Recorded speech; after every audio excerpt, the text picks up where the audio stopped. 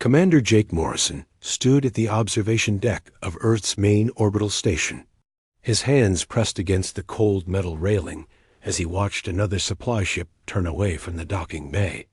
The captain of the cargo vessel had received orders from the Galactic Council. No trade with Earth, no supplies, no help. Jake's jaw tightened. This was the 15th ship this week. Food, medicine, and fuel that Earth desperately needed were being sent back into space. The aliens had made their choice clear. Follow their rules or suffer alone. "Sir, we have another transmission from the surface," Lieutenant Amy Foster said behind him. Her voice carried the same tired tone that everyone had these days. "President Carter wants to speak with you." Jake turned from the window. Earth looked beautiful from up here, blue and white and peaceful. But down there, people were starting to panic. The news feeds were full of worried faces and empty store shelves. The Galactic Council had hit them where it hurt most. "Put her through," Jake said. President Lisa Carter's face appeared on the main screen. Even through the video link, Jake could see the stress lines around her eyes. She had been dealing with angry senators and scared citizens for weeks now. "Commander Morrison, what's the situation up there?" she asked. "Same as yesterday, Madam President. They're not letting anything through. The Zephyrians have 3 patrol ships watching every approach route. The Nexus Collective has their robot ships scanning everything that comes near Earth space." Lisa rubbed her forehead. "How long can we hold out? Our food stores will last maybe 6 months if we're careful. Fuel for the defense ships is getting low. We might have to ground half the fleet soon." "And our colonies?" Jake's expression grew darker. "Mars base went dark yesterday. The aliens cut their supply lines completely. The mining stations in the asteroid belt are running on emergency power. They're completely cut off." The president closed her eyes for a moment. When she opened them, her face was set with determination. "I'm addressing the nation tonight. We need to keep people calm while we figure this out." "What about the councils demands?" Jake asked. "They want us to accept their Planetary Development Restrictions Act. That means letting them control our population growth, our technology research, and our expansion into space. Basically, they want to treat us like children who can't make their own decisions." Jake felt anger rise in his chest. "They're treating us like we're some backward species that just discovered fire." The Zephyrian ambassador was very clear about their position. Accept their guidance or face complete isolation. They think we'll beg for mercy within a few months. On the observation deck, Jake could see one of the alien patrol ships in the distance.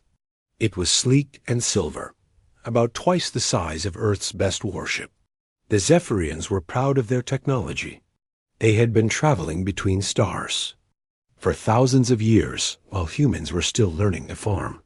"There's something else," President Carter continued. "Dr. Alex Bennett wants to meet with you. She says it's urgent." Jake knew Dr. Bennett. She was the head of several classified research projects. Smart woman, but she usually stayed buried in her laboratories. If she wanted to meet, it was important. "I'll head down to the surface as soon as possible," Jake said. "Good. And Commander, keep this between us for now. The last thing we need is more panic." The transmission ended, leaving Jake alone with his thoughts. He walked back to the observation window and looked out at the stars. Somewhere out there, the Galactic Council was meeting. Dozens of alien species, all agreeing that humanity needed to be controlled. The Council had been around for millions of years. They had rules for everything.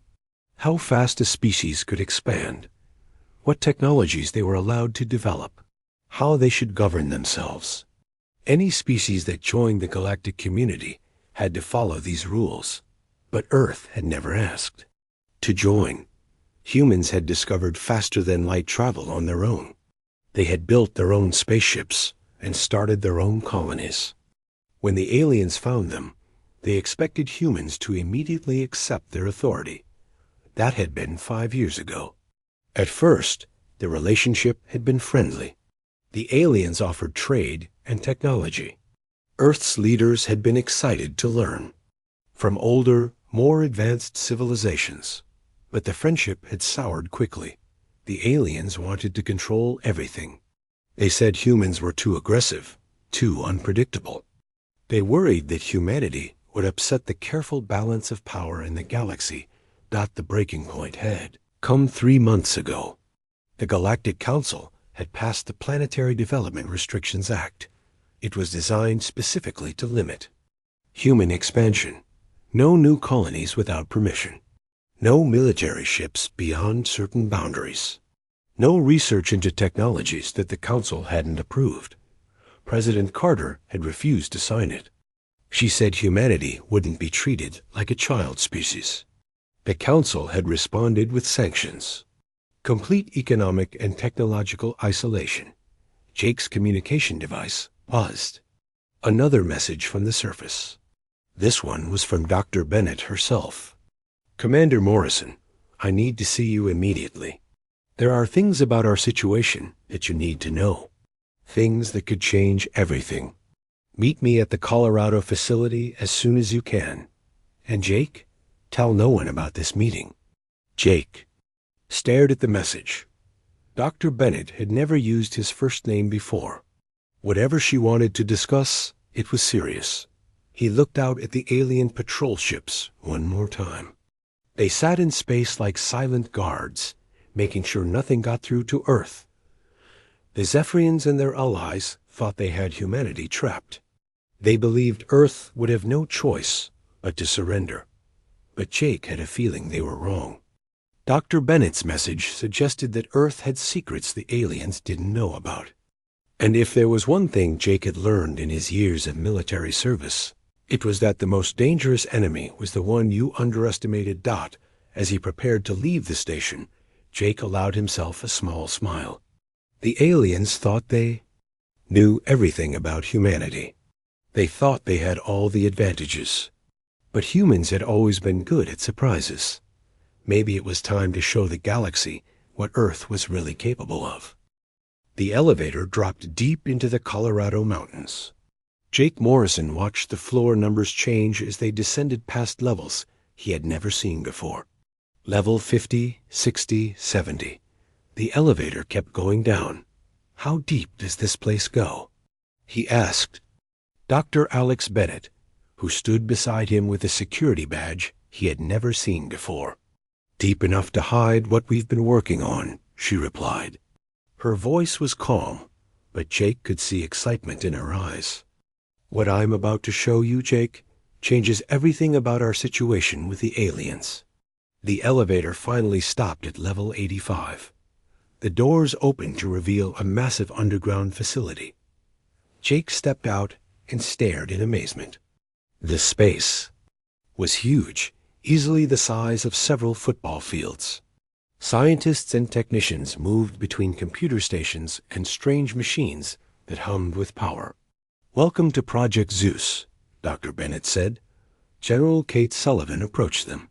She was a tall woman with sharp eyes and the bearing of someone used to making difficult decisions. Jake had worked with her before, but never on anything like this. Commander Morrison, good to see you again, she said, shaking his hand. I wish we could have brought you in on this sooner, but security demanded we keep the circle small.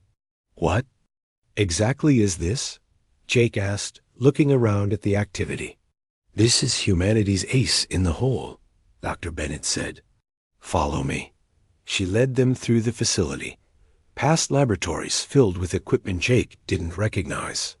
Scientists worked at computers displaying complex mathematical formulas. Engineers adjusted machinery that seemed to bend light around it. We've been working on ZEUS for 12 years, Dr. Bennett explained as they walked. It started when we recovered technology from alien crash sites. Yes, there have been crashes. The government has been quiet about it, but we've had access to alien tech for decades. Jake stopped walking. Alien crashes? How many? 7 confirmed sites over the past 30 years. The aliens don't like to admit they make mistakes, so they never reported these incidents to the galactic community. We've been reverse engineering their technology ever since. They reached a viewing window that looked down into a massive chamber. In the center sat something that made Jake's breath catch. It was a ship, but unlike anything he had ever seen. It was sleek and black, with surfaces that seemed to shift and flow like liquid metal. "That's the ZEUS prototype," General Sullivan said. "The first ship designed to use our new technology." "What does it do?" Jake asked. Dr. Bennett smiled. "It does things the aliens think are impossible. Their technology follows very rigid rules. They've been using the same basic principles for millions of years, but human minds work differently. We see possibilities they never considered." She led them to a control room overlooking the chamber. Captain Ryan Hughes was there, studying readouts on multiple screens. He was young for a test pilot, maybe 30 years old, with the confident look of someone who enjoyed taking risks. "Ryan, show the commander what ZEUS can do," Dr. Bennett said. Captain Hughes nodded and began entering commands. The ship in the HFY chamber began to glow with a soft blue light. Then, without warning, it simply vanished. Jake blinked. "Where did it go?" "Watch the far wall," Ryan said, pointing to the other side of the chamber. The ship reappeared instantly, as if it had always been there. Then it vanished again and reappeared back in its original position. "Instant travel," Dr. Bennett said. "No acceleration, no time delay. The ship moves from one point to another without crossing the space between." "That's impossible," Jake said. "Even alien ships need time to travel, even at faster than light speeds." "Not impossible, just different from how the aliens do it. They use dimensional tunnels that require massive energy and specific entry points. We found a way to manipulate space-time itself." General Sullivan pulled up a holographic display. "But that's just the beginning. ZEUS can do much more than travel instantly. Show him the defensive systems, Ryan." The pilot activated another sequence. The ship generated a field of energy around itself that shimmered like heat waves. Then he fired the chamber's test weapons at it. The energy blasts simply curved around the ship as if it wasn't there. "Complete deflection," Dr. Bennett said. "Not just shields that absorb damage, but a field that makes attacks miss entirely. The weapons think there's nothing there to hit." Jake felt his heart racing. How is this possible? Why don't the aliens have this technology? "Because they think in straight lines," Dr. Bennett said. "Their science is based on controlling energy and matter through brute force. Bigger engines, stronger shields, more powerful weapons. They never learn to think creatively about the fundamental forces of the universe." "Humans are different," General Sullivan added. "We're younger, more flexible. We don't have millions of years of tradition telling us what's possible and what isn't, so we found solutions they never looked for." Dr. Bennett led them to another section of the facility. Here, scientists worked with materials that seemed to exist in multiple places at once. Jake watched as a technician reached through what looked like solid metal as if it were air. "Matter manipulation," Dr. Bennett explained.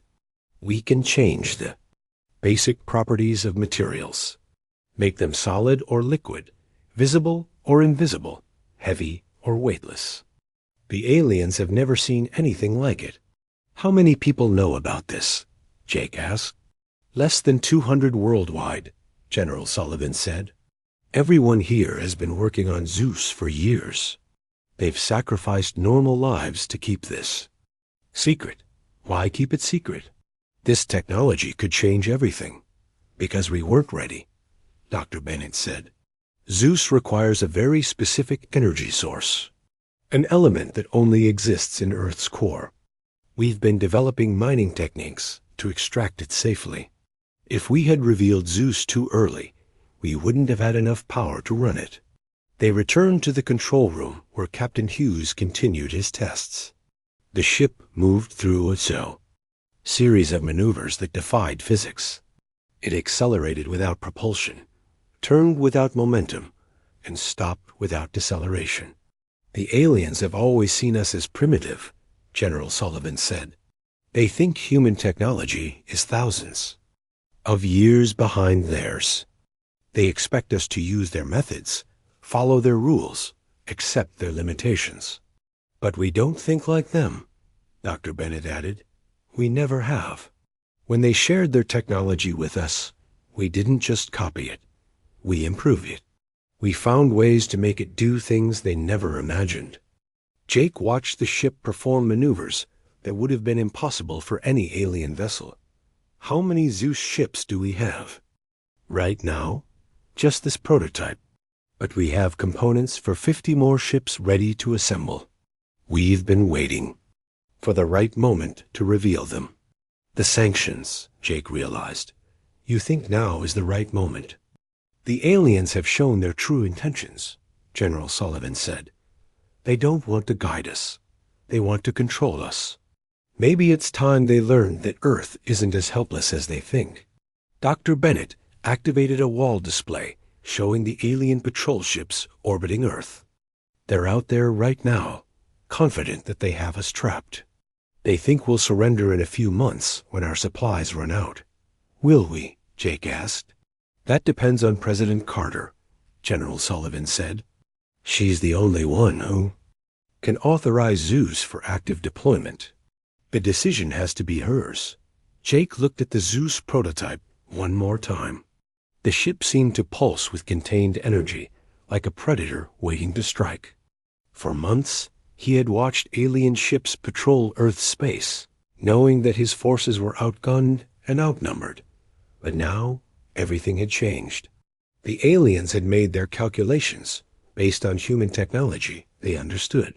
They had no idea what Earth was really capable of.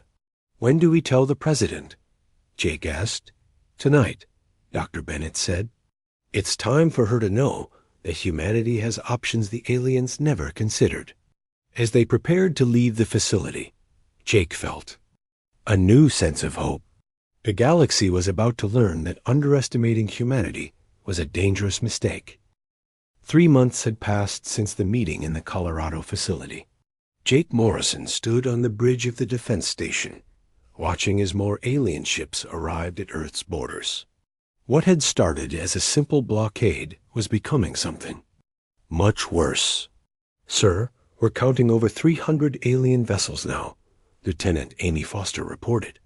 Her voice was steady, but Jake could hear the concern underneath. They're not just blocking trade anymore.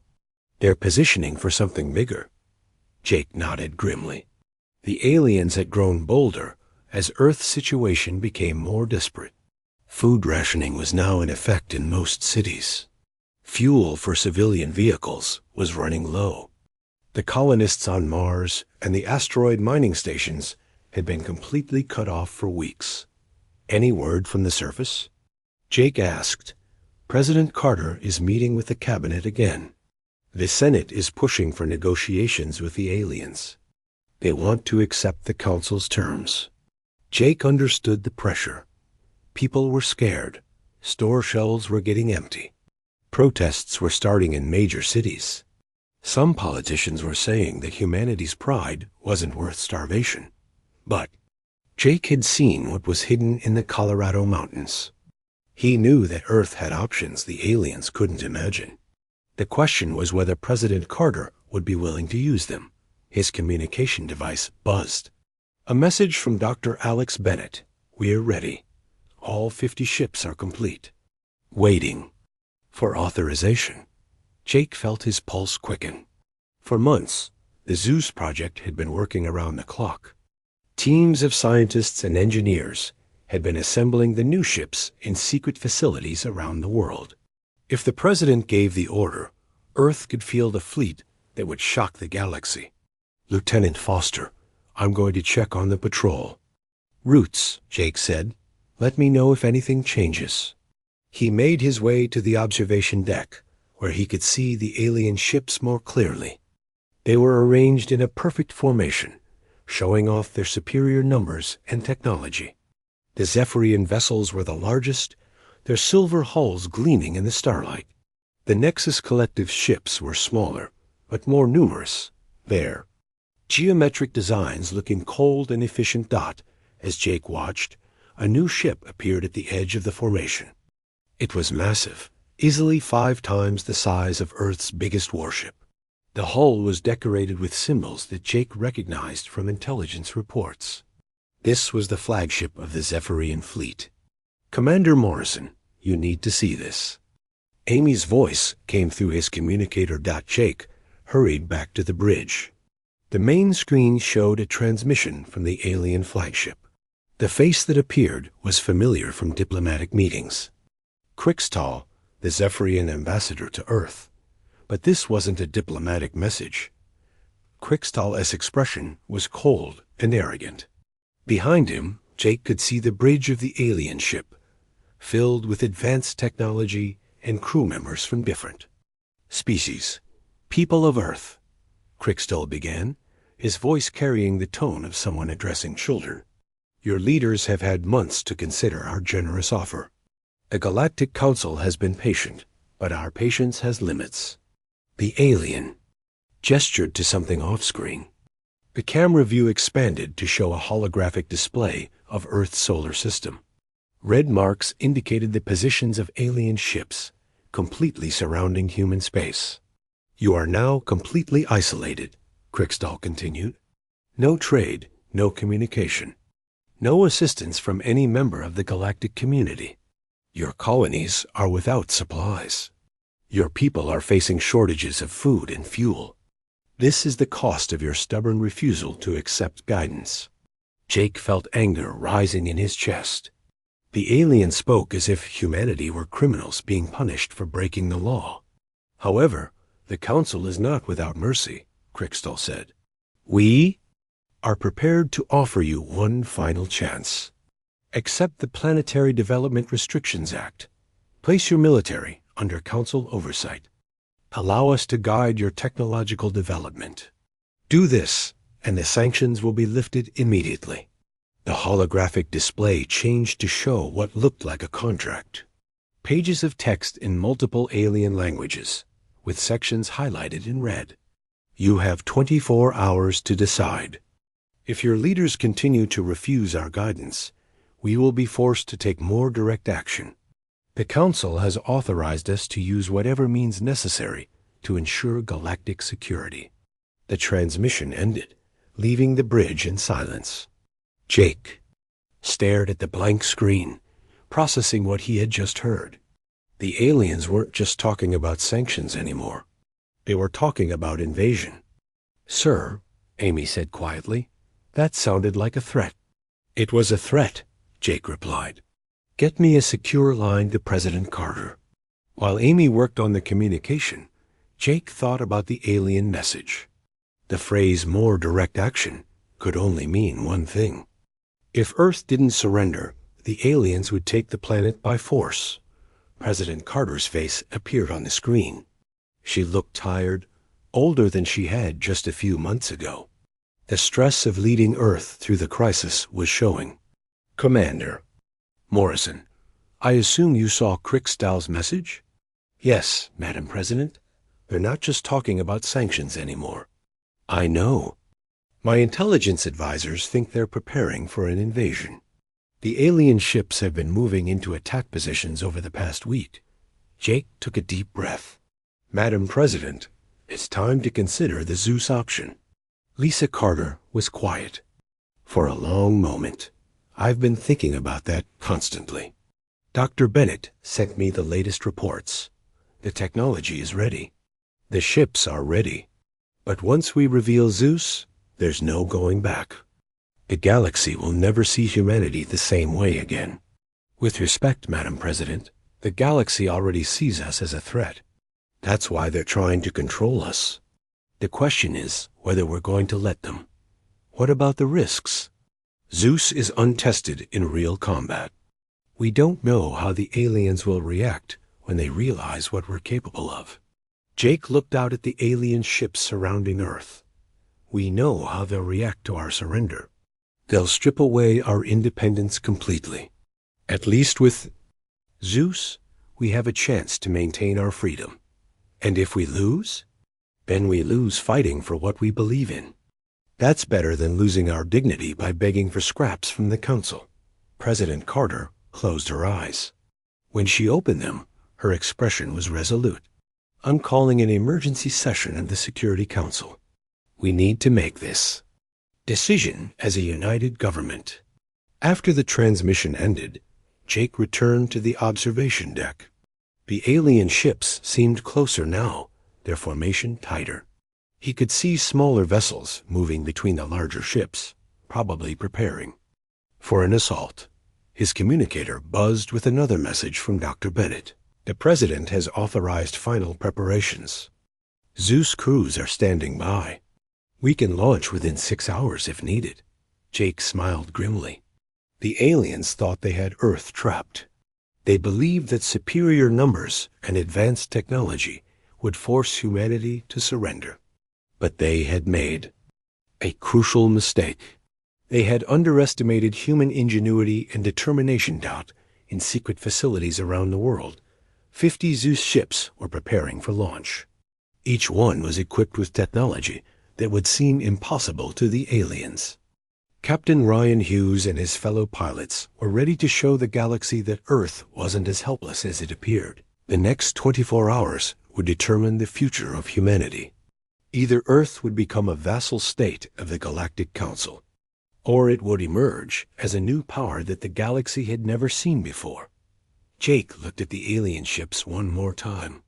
They sat in space like predators surrounding their prey, confident in their superiority.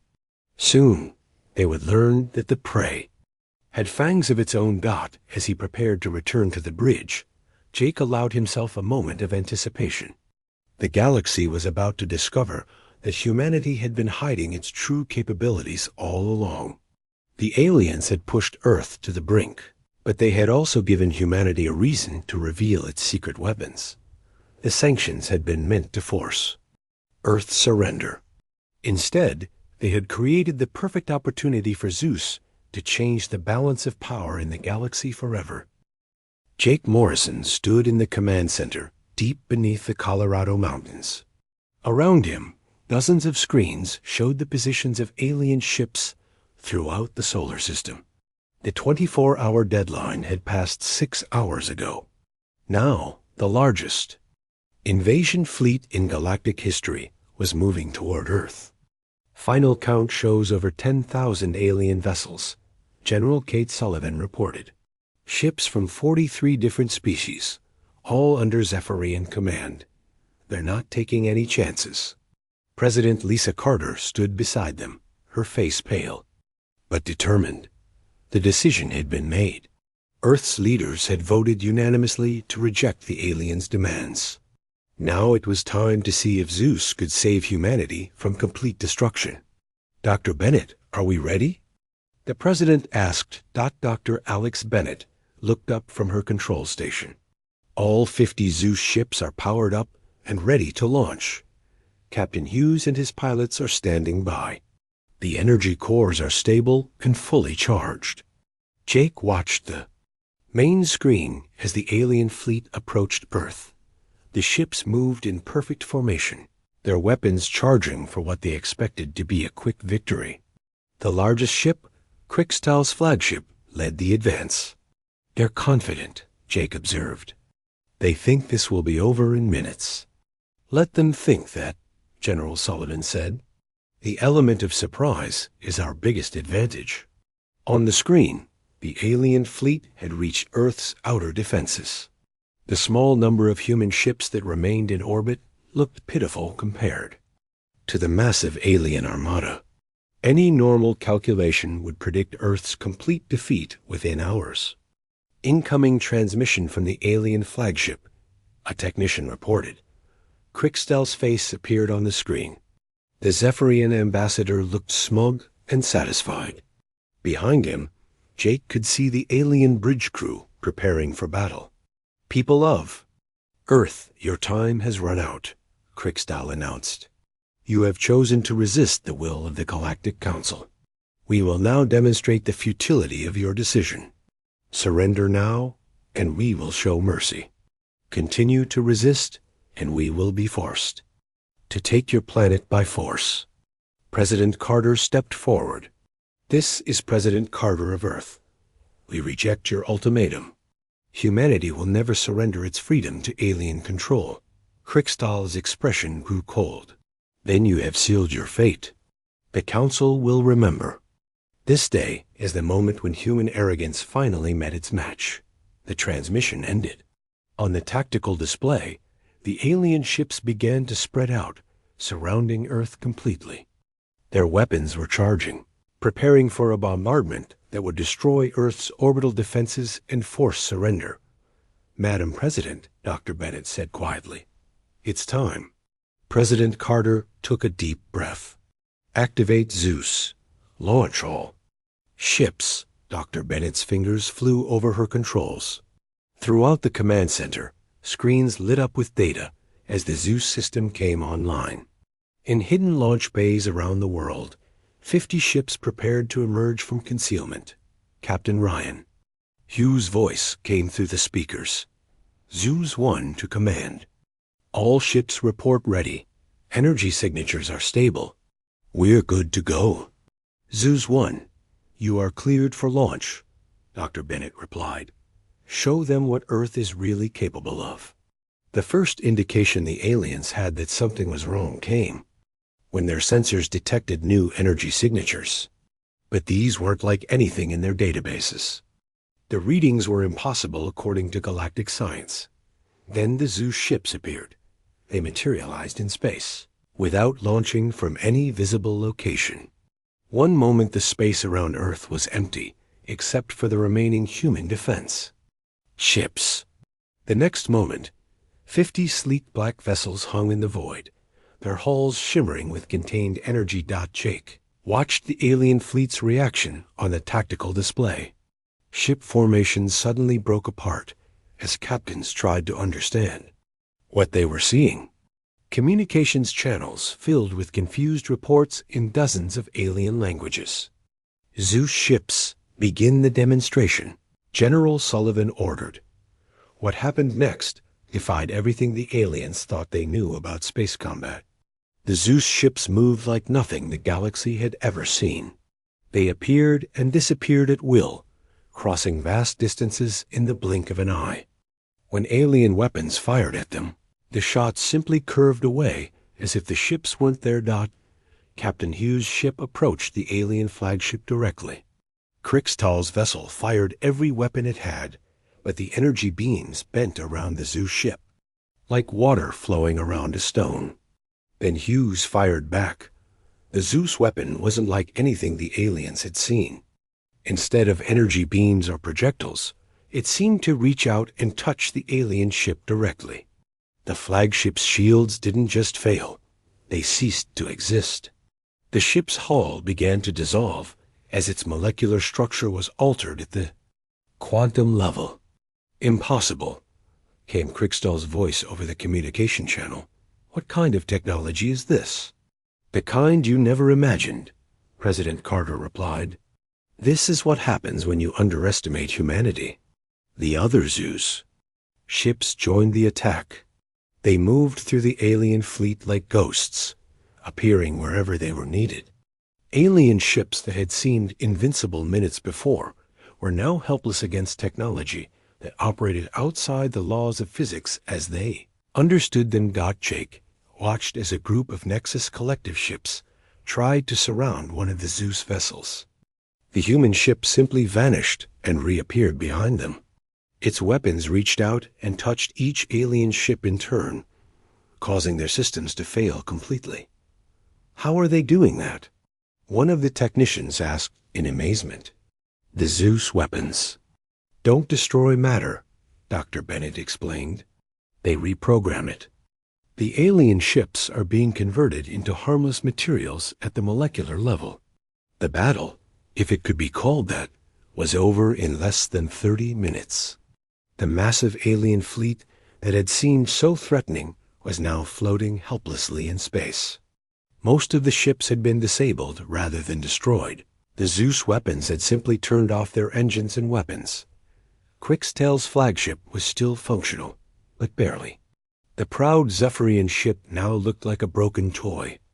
Its hull partially dissolved and its weapons completely gone. "This is impossible." Crixtail's voice came through the speakers, but now it was filled with fear instead of arrogance. "No species in the galaxy has technology like this." "Where did you get it?"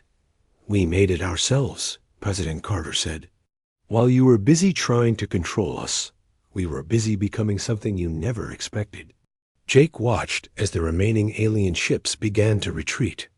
The proud fleets of the Galactic Council were fleeing from Earth as fast as their damaged ships could carry them. The balance of power in the galaxy had just changed completely. "Zeus 1 to command," Captain Hughes reported. "All alien ships are disabled or retreating. Earth space is clear." "Outstanding work, Captain," General Sullivan replied. "Return to base for debriefing." As the Zeus ships began to return to their hidden bases, Jake felt a mixture of relief and anticipation. The immediate threat was over, but this was just the beginning. The galaxy now knew that Earth possessed technology that made every other species obsolete. "What happens now?" Jake asked. President Carter smiled for the first time in months. "Now we start negotiations from a position of strength. The aliens wanted to control us because they thought we were weak. It's time to show them what a truly advanced civilization looks like." Dr. Bennett was already working on new projects. "We've barely scratched the surface of what Zeus can do. The technology can be adapted for exploration, construction, even healing. We're about to enter a new age of human capability." The screens around them showed the aftermath of the battle. Alien ships limped away from Earth, their crews probably filing reports that their superiors would find impossible to believe. The mighty Galactic Council had been humbled by a species they had considered primitive. Jake looked at the tactical display one more time. Earth stood alone in space, no longer threatened by alien fleets. The sanctions were meaningless now. Number. Species in the galaxy would dare to challenge a civilization that could make their most advanced weapons useless. The galaxy was about to learn that humanity had been hiding its true potential all along. The aliens had pushed Earth to the brink, but in doing so, they had created their own worst nightmare. A human civilization with technology that surpassed their own, and the will to use it. The age of galactic dominance by the old powers was over. The age of humanity had begun. 6 months after the failed invasion, Jake Morrison stood in the newly constructed Galactic Embassy on Earth's orbital station. The building had been designed to accommodate representatives from dozens of alien species, all of whom were now eager to establish diplomatic relations with humanity. The view from the embassy's main hall was remarkable. Instead of the threatening alien fleets that had once surrounded Earth, the space around the planet was now filled with peaceful trading vessels. Ships from across the galaxy waited in orderly lines for permission to dock and begin negotiations. "Commander Morrison, the Zephyrian delegation has arrived," Lieutenant Amy Foster announced. She wore the new uniform of the Earth Galactic Defense Force, its design incorporating elements of Zeus technology that made it both practical and impressive. Jake smiled at the irony. 6 months ago, the Zephyrians had been trying to conquer Earth. Now they were begging for an audience with human leaders. "Send them to Conference Room 3, Jake said. "President Carter will meet with them after she finishes with the Nexus Collective representatives." The transformation of Earth's position in the galaxy had been swift and complete. Within days of the Zeus demonstration, alien governments across the galaxy had begun reaching out to establish diplomatic contact. The old Galactic Council, which had once claimed authority over all spacefaring species, was now scrambling to maintain relevance in a universe where Earth held the technological advantage. Dr. Alex Bennett approached Jake, carrying a tablet filled with technical specifications. She had become the most famous scientist in the galaxy, with alien researchers desperate to understand even the basic principles of ZEUS technology. The Centauri Republic just submitted another formal request for technology sharing, she said. They're offering to trade their entire database of stellar cartography for just a basic understanding of our matter manipulation techniques. What did you tell them? The same thing we tell everyone.